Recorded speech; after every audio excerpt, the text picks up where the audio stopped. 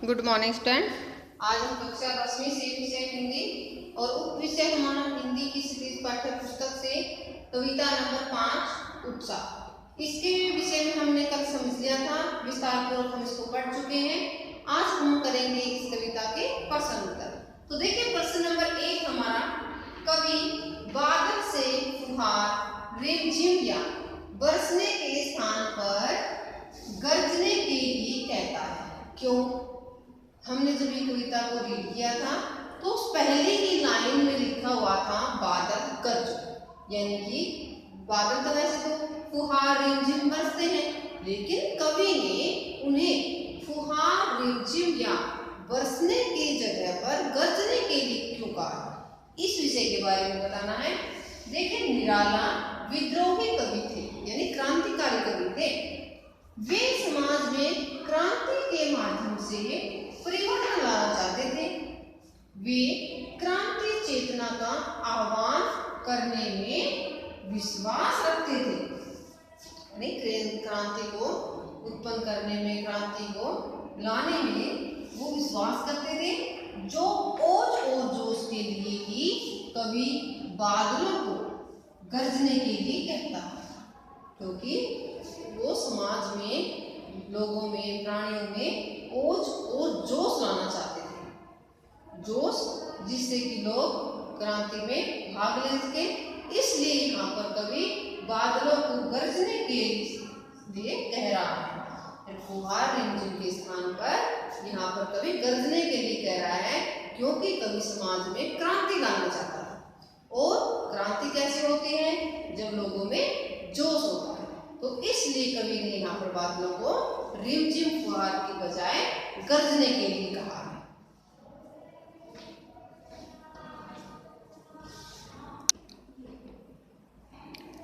प्रश्न नंबर 2, कविता का शीर्षक उत्साह क्यों रखा गया है?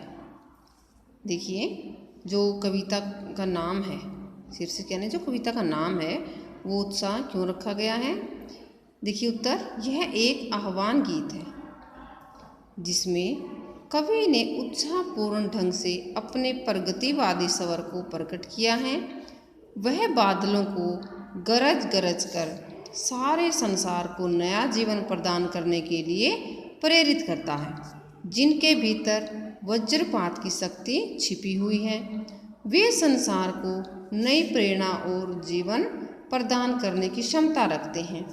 इसलिए कवि ने बादलों के विशेष गुण के आधार पर इस कविता का शीर्षक उत्साह रखा। देखिए स्टूडेंट्स, ये एक आह्वान गीत है। आह्वान का मतलब होता है कि किसी को बुलाने का। तो किसको बुला रहा है यहाँ पर कवि? बादलों को, जिसमें कवि ने उत्साहपूर्ण ढंग से अपना जो प्रगतिवादी स्वर को प्रकट किया है, यानी समाज में परिवर्तन लाना चाहता है यहाँ पर कवि। और वह बादलों को गरज गरज कर सारे संसार में नया जीवन प्रदान करने के लिए प्रेरित करता है, जिनके भीतर, यानी बादलों के भीतर क्या है? वज्रपात की शक्ति है। और वे संसार को क्या करते हैं? नई प्रेरणा देते हैं और नया जीवन देते हैं।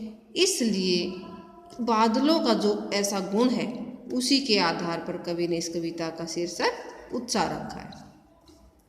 कविता में बादल किन किन अर्थों की ओर संकेत करता है, यानी बादल के जो अर्थ हैं, बादल को किस किस प्रकार से यहाँ पर व्यक्त किया गया है। देखिए उत्तर, कविता में बादल ललित कल्पना और क्रांति चेतना की ओर संकेत करता है। कितने अर्थों में संकेत करता है? 2 अर्थों में। पहला ललित कल्पना और क्रांति चेतना, यानी कि सुंदर कल्पना और समाज में क्रांति उत्पन्न करने वाला।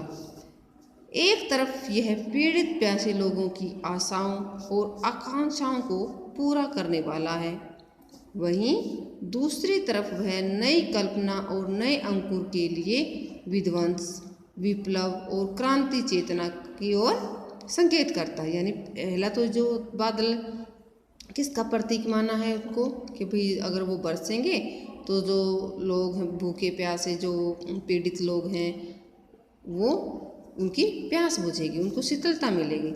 दूसरी ओर जो नई कल्पनाएं हैं, नए अंकुर समाज में उत्पन्न हो रहे हैं, उनमें क्रांति चेतना की ओर संकेत किया कवि ने।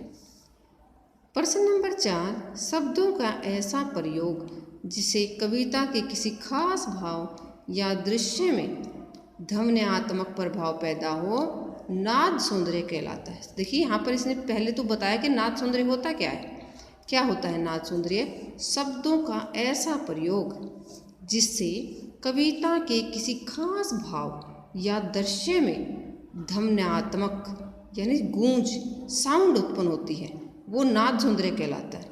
ठीक है, तो यहाँ पर जो हमारी कविता में जो ऐसे शब्द आए हैं जहाँ जिनमें नाद सौंदर्य मौजूद है, उनको हमने यानी कविता में जो पंक्तियाँ आई हैं, जो शब्द आए, उनको हमने यहाँ पर लिखना है। देखिए पहले, घेर घेर घोर गगन धराधर ओ।